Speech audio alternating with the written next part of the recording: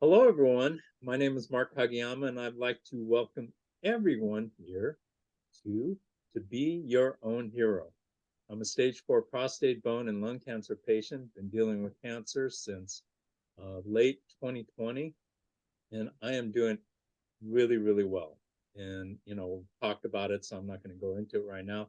No new tests or anything like that, but what I'm really excited about is here in Southern California, we finally have gotten some really, really nice weather.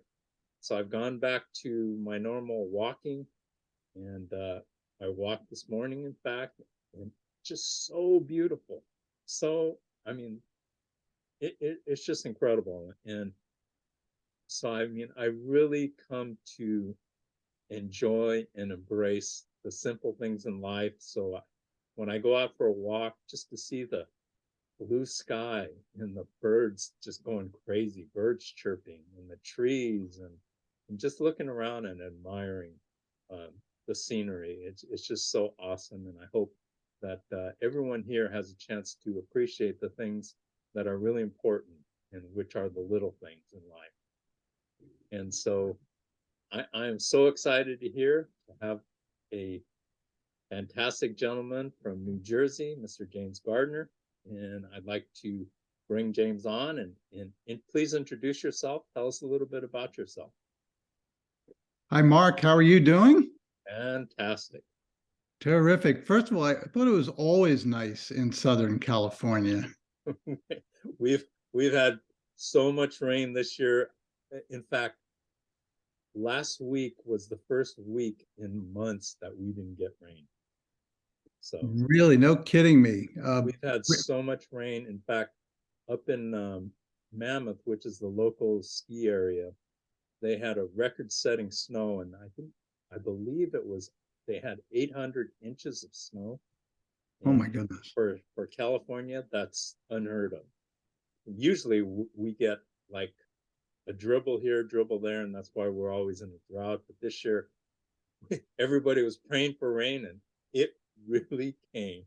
I mean, in fact, after a while, everybody's going, gosh, the rain is nice, but I kind of wish it would stop.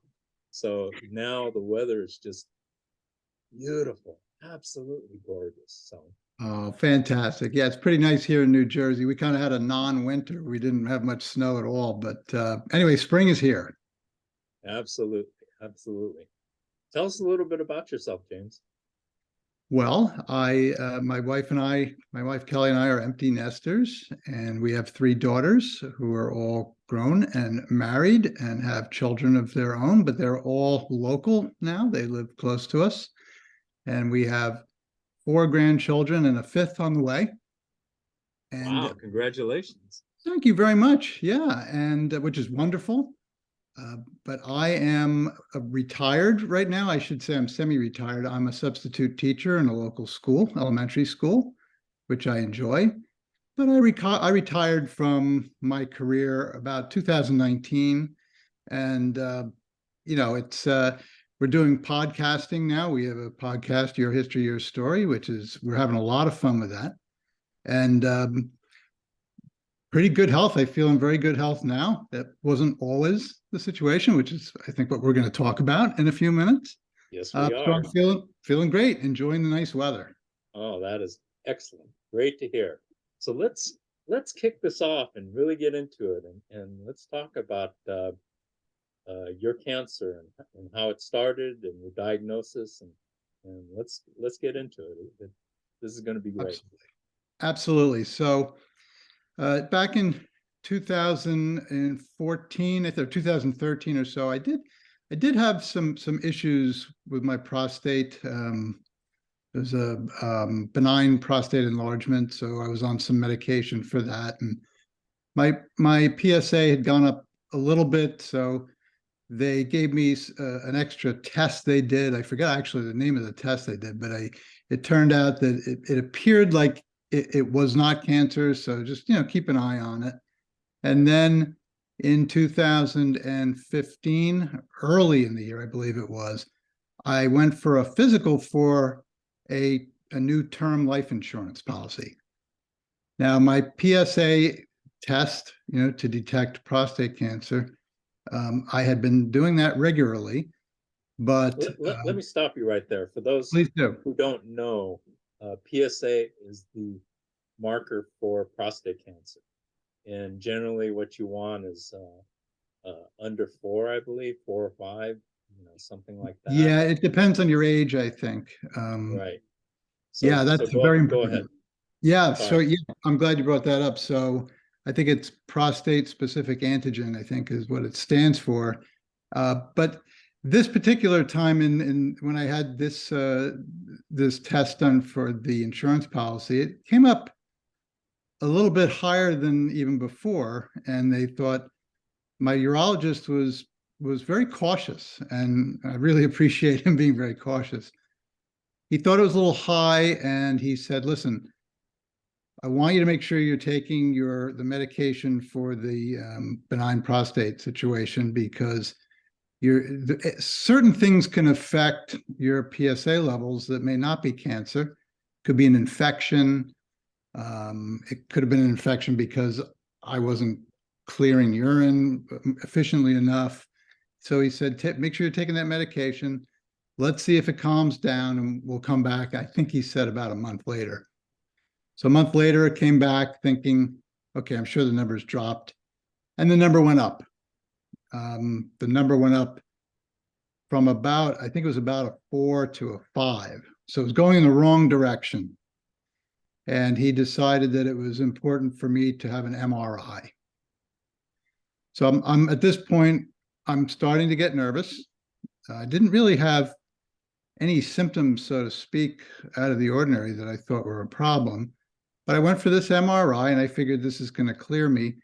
Well, the results came back, and unfortunately, I went on my patient portal and I saw the report before the doctor called me. I don't know if that's ever happened to anybody, but it basically said it looked as if it had detected some cancer. So I waited for the call. The doctor said, "Listen, it still may not be prostate cancer, but the only way to know for sure is if we do a biopsy." And if anybody is unfamiliar with the prostate biopsy, basically I was fortunately given a general anesthesia. Mark, I'm sure you're probably familiar with the Oh, procedure. yes. Yeah, not You're pretty. preaching to the choir here. I mean, Yeah, you go into the hospital. Some people are not given general anesthesia, and some people are. I was fortunate enough to have it, and they go in and they take samples of the prostate, all around the prostate, to see if there's any cancerous cells present. And that was going to really, really tell the truth. Now, after the surgery, or I should say, after the biopsy, I was really sore, and there's some bleeding afterwards, and that's very alarming, sort of. And we had to wait a few days to see what the results were. And the doctor called, and I got the call, and he says, "Hello, Mr. Gardner. This is Dr. So and so." He says, I thought, "Oh, he sounds happy. This is a good thing." And he says, "You have prostate cancer." And for those people who, when you're told, who've experienced being told you have cancer, so he did it over the phone? yeah, Oh, wow. he told me over the phone. We had a pretty good relationship. Like I've been going to him for years. Actually, he was my dad's urologist years ago when my dad had bladder cancer. He treated him. So I kind of knew him from that, but I've been going to him pretty regularly. So, we talked, and he was very frank with me always. And he just said, "Mr. Gardner, you have prostate cancer." All the different things are racing through my head. What I thought of my dad, how desperately ill he was with bladder cancer. And my father passed. He had his bladder removed, and he had a stoma, a bag. He had chemo. It punished his body something awful, and he passed away. He was only, I'd say he was under 80 pounds. He was so wasted away. So kind of those visions are passing through my head and what cancer means. So I was wondering what my choices were. What am I going to do? And now I'm 56 years old at this point. This is back in at this point, it was say late March, early April of 2015. And he said, you know, we can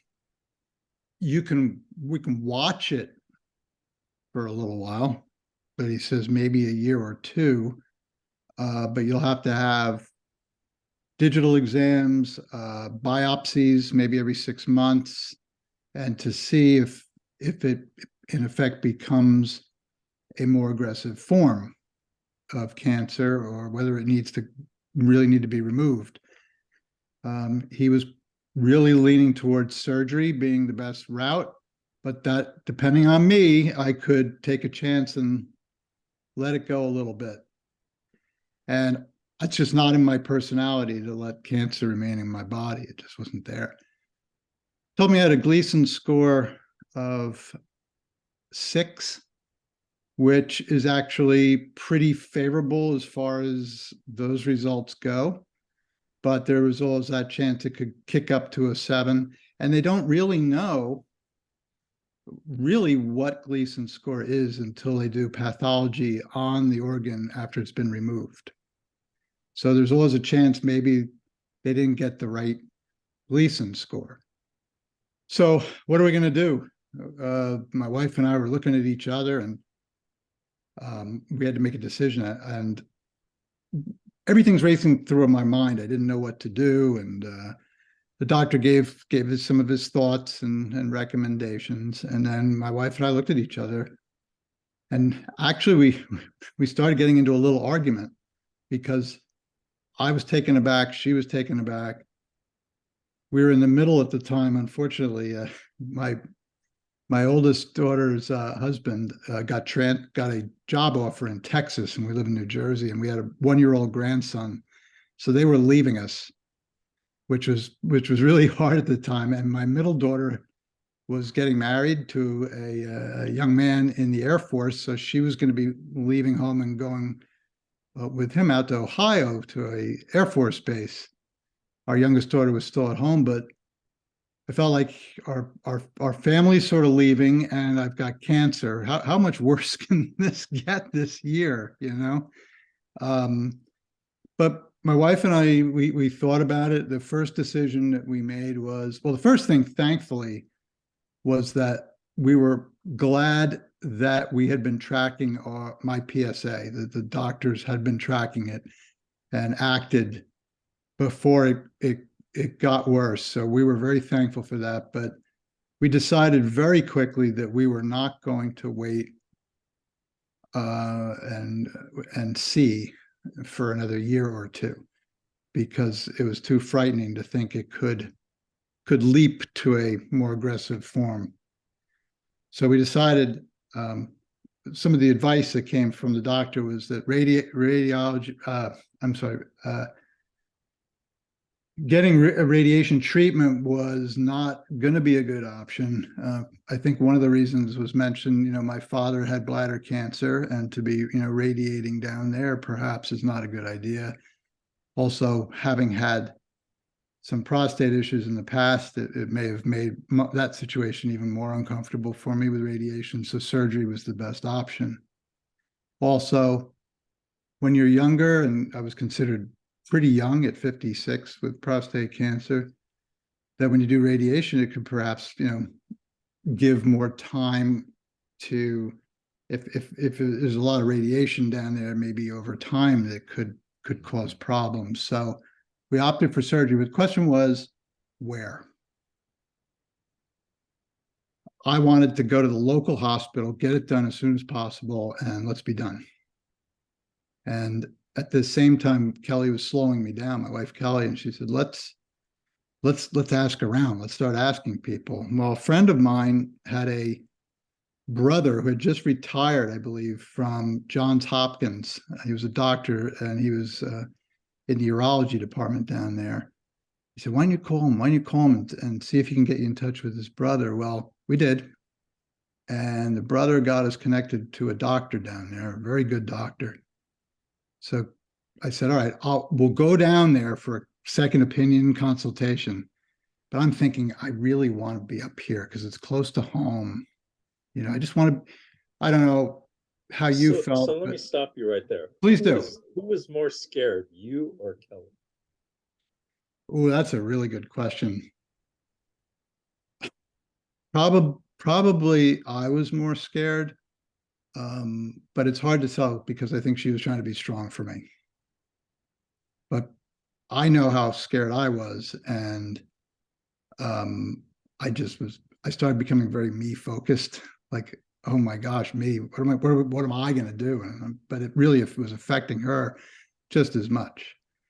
I remember my youngest daughter is home, but she's older now, and two are gone, and we're starting to think, hey, these are the years we're supposed to start to maybe relax and start thinking about, doing other things and doing more adventurous things. And now I've got cancer. So yeah, I was scared, but we called this doctor down in Johns Hopkins, and we drove down in the car, and we were almost on the outskirts of Baltimore. And I said to Kelly, well, once we get this second opinion, and if he says surgery, then, we can decide where we're going to go to get the surgery. She said, no, we're not making a decision. She says, I'm making the decision. We're having it at Johns Hopkins because they've done so many prostatectomies down there. And from what I know, I think I'm correct on this, is that they pioneered the robotic, I think it's called the Da Vinci procedure to remove the prostate. So let's do it down there. And that's where it happened. We met the doctor. We liked him. He agreed that we should remove it immediately. And he booked the date. So we came home, and I went back to work for a couple of weeks. You can imagine how productive I was at work thinking about it. And I had to think about it and prepare. And it was rough. And, I don't know if this has ever been said, if you've ever heard this before, but sometimes people would say to me, oh, it's prostate cancer. If you're going to get any kind of cancer, it's the best type to get. No cancer is the best type to get. No type. Very well-meaning people. They were hoping that I would feel a little more relaxed, and this is bad, but if you're going to get it, this is doable. You can do this. And I appreciated it, but when you're in that space and your body's about to be cut open and you don't know, your life is going to change a lot quickly, it's not too helpful to hear that. So started to do some research and tried to stick with good literature. I believe the doctor provided some.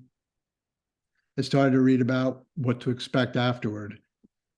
And I started getting more upset and nervous because after prostate surgery, there's issues with urinary control.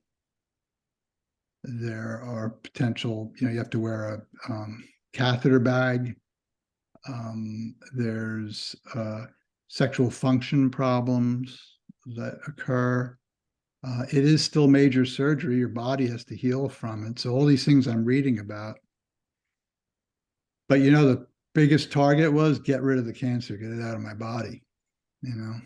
I wasn't reading anything at this point about chemo or radiation. I just didn't know.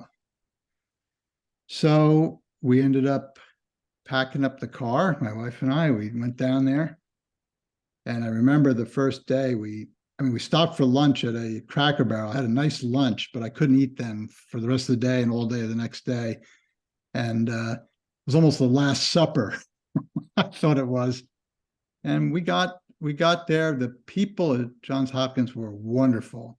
My experience was they were wonderful, right from the parking attendant people to the nurses, the technicians, the doctors were just treated me so well. So I had the surgery on May 7th of 2015. Came out of that. Having a catheter is a special experience. I know all about it. I'm sure you do. I know all about it. I had one for 2 months and not fun at all. Okay, so you even topped me because I was told that typically it's usually about 10 days to 2 weeks, then they'll remove the catheter and you just got to heal.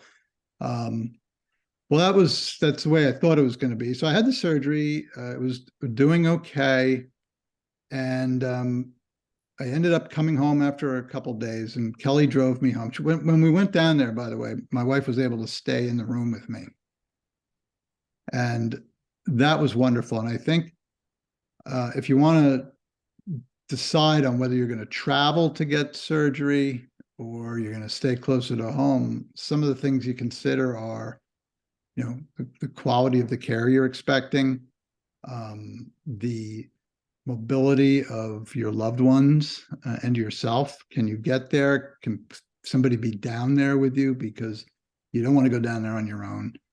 And so it worked out really well. But I came home, and unfortunately, I think it must have been about 2 weeks. Wearing the catheter bag was uncomfortable, had bladder spasms, some pain, but I started feeling a little better. And then I thought, I'll give anything to get this catheter out. So we ended up going down to get the catheter out, and they removed it. And we drove back 3 hours to New Jersey. And that night, I think what happened, and it's very rare, but it happened with me, after they took the catheter out, it's a very weird sensation because you have to control it yourself now without the prostate.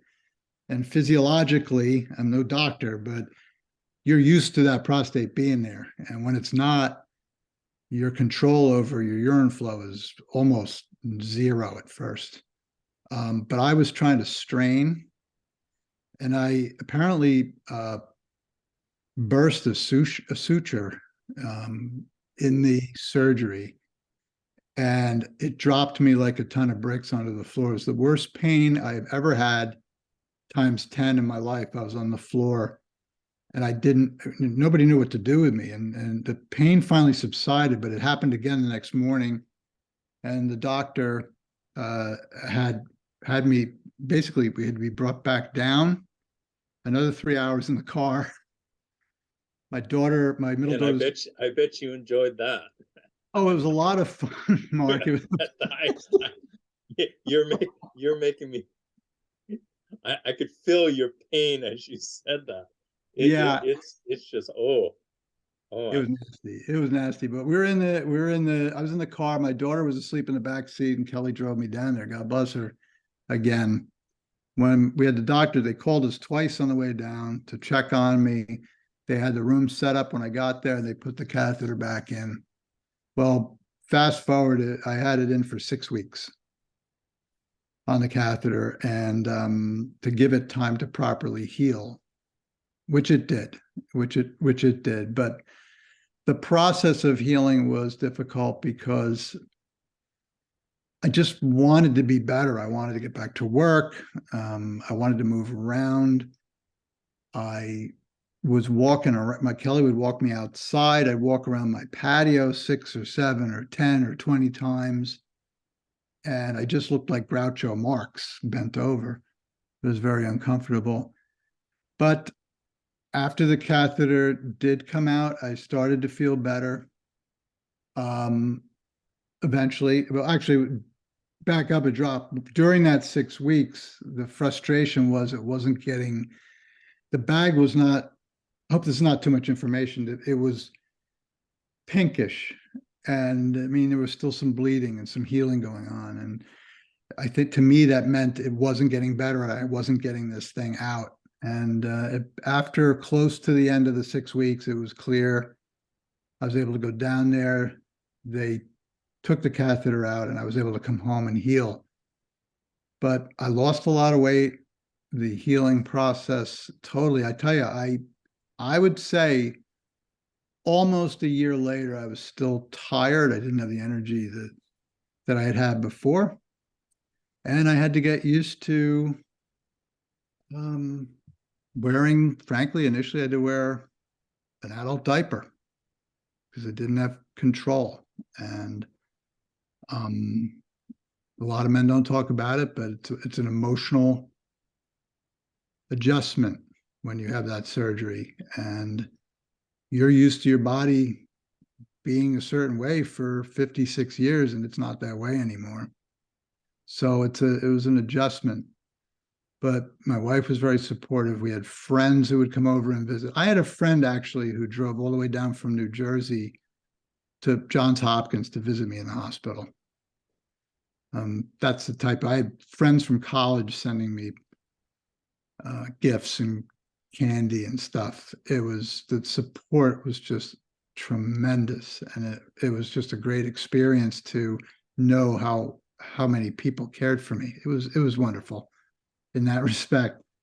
But I definitely, after a couple of months, I was able to start to go back to work slowly and got my strength back. My daughter got married that August, so my energy was still low, but we got through it and got back gradually to health, and I'm feeling terrific today.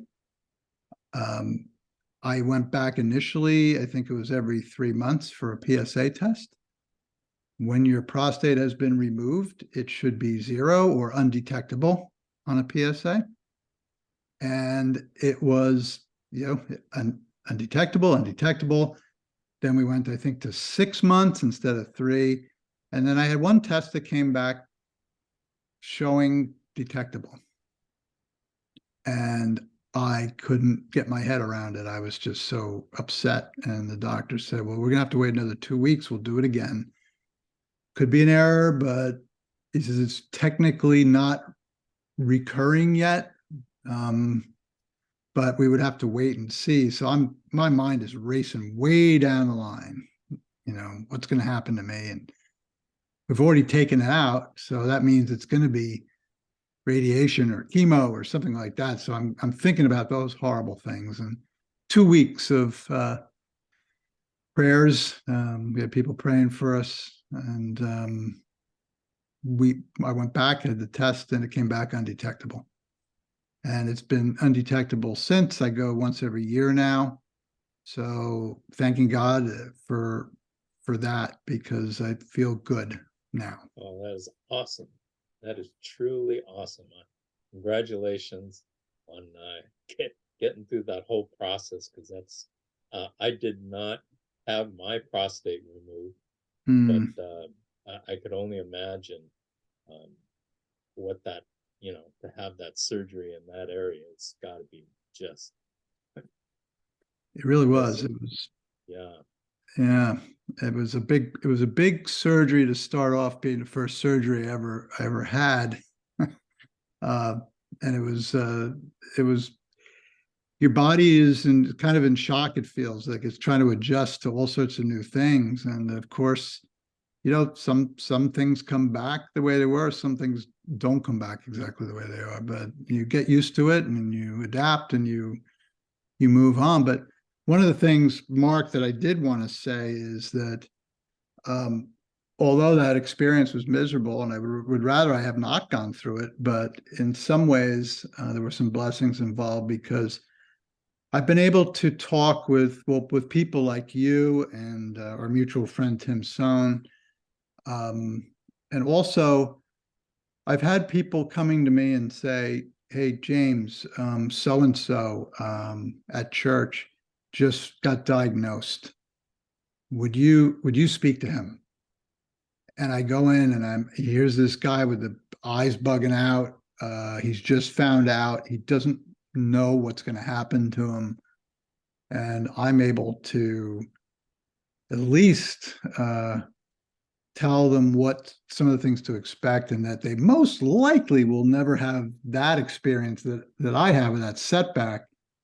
So it could only really be better than that, but just trying to give them some confidence and peace. But I've also had, so there's been many people, and I talked about this recently with Tim on his show, but there was the friend who actually drove all the way down to Baltimore. His cousin found out that I had had prostate cancer, and he called me because he was diagnosed, but he was diagnosed very the cancer was already spread because he had a very, very high PSA. I think it was like 58, and then later it was 85, and it was just kept going up and up. And he was just asking me a lot of questions. I was trying to help him. I was calling him. We became pretty close on these phone conversations and texts. And so much so that his mom, who was in her 80s, she sent me cakes and I think some candies in the mail to thank me for supporting her son. Well, you know, if there's something I can do to make something good out of what happened to me by helping somebody else, at least have them be able to talk with somebody who's been through something like it, then maybe I was supposed to go through this experience. But sadly, he passed away. Sorry to hear that. Yeah, he did. It was a few years ago now, and I think he was in early 50s, early to mid 50s. So that was sad. But I am in touch with several guys now. Some are former colleagues. I've got a new friend I met through our podcast who are struggling or have had encounters with prostate cancer in different ways. And we could just talk with each other and support each other best we can. And they are some of the best guys you could ever meet. I think you're bringing up a great point, because when I started my cancer journey, it was very, very important to me to talk to patients as well as survivors. Primarily, I didn't want to talk to salespeople who were just trying to sell me something. I wanted to talk directly with people who have dealt with cancer. And the thing about cancer is everybody's, for the most part, is going to be different. There's so many different types of cancer, and people have it in different areas. And so to hear direct experiences, it is invaluable, absolutely invaluable, because these people, such as ourselves, who have gone through it, there's nothing like that experience. And even though it's rough, and there's a lot of things that are inhumane and just makes you shake your head and wonder how in the world a human being figured out how to do this to another human being. There are those thoughts. It's such an important thing to talk, whether you have a heart attack, talk to people who've had heart attacks and have gone through them. So whatever it is, reach out to those people who've had direct experiences, because I get hit up by salespeople every single day, and frankly, I just don't have time for them, because they're just trying to sell something. And even though it may or may not work, they're not the ones who have had cancer. And so that's why I feel it is just such an important thing that we're doing, reaching out to cancer patients. And the thing, and I was talking about it yesterday on our call with Tim, is it's just there, you cannot replace that experience. And so many people, we all when we're growing up, we want to become something, and so many things in life, such as to become a doctor, to become a lawyer, to become an accountant, whatever it may be. We go to school for that, and Mhm. we study. And so by the time that you graduate, you are familiar with what it is, and then you take the test, the boards, or whatever, become whatever it is that you are going to be. With cancer, all of a sudden, it shows up, and you're expected to make life altering decisions Mhm. based on what? No knowledge? And that's the crazy thing about it is there's so much to learn about cancer, and those so I always suggest to people, like, just get familiar with it, and learn about it, because and then when you're if and when you are uh, involved with cancer, uh, you can kind of understand a little bit more, and because of the lack of knowledge with people who get cancer generally, that leads to fear. And Mhm. fear is can be so big, just like what you were going through. It's the fear of the unknown, because you don't know. And so that's always a tough thing. But knowledge is so important and so key. And so if you find out you have cancer, talk to people who've gone through it. And I talk to so many people, and they've helped guide me through this journey, and that's just been priceless, absolutely priceless, and such a blessing. And Agreed, agreed. And you know what? The technology is fantastic. And I mean, in some ways it's not great, but technology can be a wonderful tool to connect us, which, years ago we didn't have the ability for you and I to be speaking right now, Southern California, New Jersey, and talking about our experiences with cancer and being able to help others, and you being able to, with your show, with your YouTube channel. I think what you're doing, Mark, is fantastic. It is so valuable to get the information out there, because, as you said, you make such a good point that we may study and prepare for our vocations for years, or what have you, but all of a sudden you've got a situation that's comes on you suddenly. You have to make decisions quickly, and by the way, you're emotionally strung out, so you're not even in a really calm frame of mind. So you have to lean into others for help, for support. Any information you get, good medical literature, from, in my opinion, from your doctors directly. Talk with other patients, as you said, people who've experienced what you're going to go through or something like it. Stay off of those Google sites where you're just going to Google this pain or that pain, and you'll think you have everything that there is going in cancer, whatever. You got to be careful.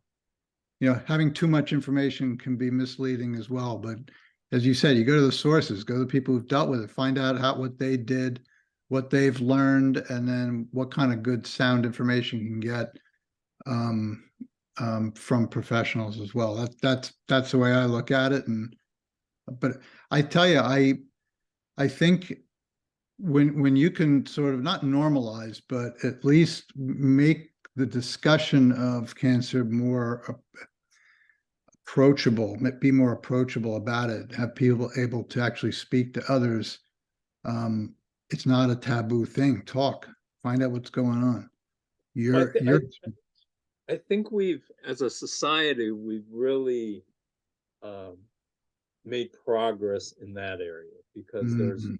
more and more people talking about. I attribute, the internet and chat groups and things like that to lending to a more open discussion about it. And one I want to mention something that we do, and something that you may be interested in joining is Mhm. we have a room on Clubhouse. And are you familiar with Clubhouse? I'll send I've you a link. heard of it. I've heard of it, but I've I'll, never actually I'll been send you a on. link. Please And do. we have a virtual room every Thursday at 12 o'clock Eastern. and it's called Cancer Conquering Community. Really? Yes, and we have wonderful, you'll love it. We have wonderful, wonderful people that come, and we just share and we support each other, and we, it for us, it's a family. These people, we talk to them every week. It is a virtual room. It's audio only, but I mean, we we've I've developed so many really, really good friends through that, and I'll send you a link to that. So I want everybody on the channel to, once again, we bring it up every now and then, but every Thursday, 9 o'clock Pacific, 12 o'clock Eastern, Cancer Conquering Community. Oh, I think that's fit. So it's audio only, so I don't have to brush my hair. No, you don't. I don't even remember what a brush feels like. Anyway, James, do you have any final thoughts that you'd like to leave our audience here? I would only advise, well, two main things. One is with regard to prostate cancer, please, I really can't say it enough, that get your PSA test done, men, and make sure you stay with that. And also, I got to say it again, there's community, there's support out there now with, there's a lot of other people who've been through what you've been through. And whether it be prostate cancer or other types of cancer, as you said, there's chat room groups, there's your group, there's so many opportunities to get connected with people who can love and support you and walk alongside you. That is awesome. Absolutely awesome. Thank you so much, James. I really appreciate your time and your openness and sharing your journey. Uh, you know, it's an experience that I haven't had, so I'm always interested in hearing all these different things about cancer, because everybody's journey is different. And, just like you as well, yours is different. We both had prostate cancer, but you uh, attacked it in a totally different way. And so it's great to hear different things that different people do. So thank you so much, James. Oh, Really, you're welcome, Mark, and really keep up the appreciate good it. work. I Oh, mean it. thank you. Thank you so much. And I'd like to share a quote. I only have one today. I usually end up the interview with a quote. And the quote is from Dr. Norman Vincent Peale. And the quote is, "You have not only the right, but the duty to be happy and successful." And so I wish that for everybody. And I hope that uh, everybody really appreciates their health. That when they say your health is everything, it is really everything. Because if you're miserable and you're not feeling well, uh, you can't effectively enjoy and perform in that particular day. So make the most out of every single day, every single hour, every single minute, and every single second. And everybody have a very blessed week. Thank you so much for joining us here at To Be Your Own Hero, and we will see you next week. Thank you very much. Bye-bye.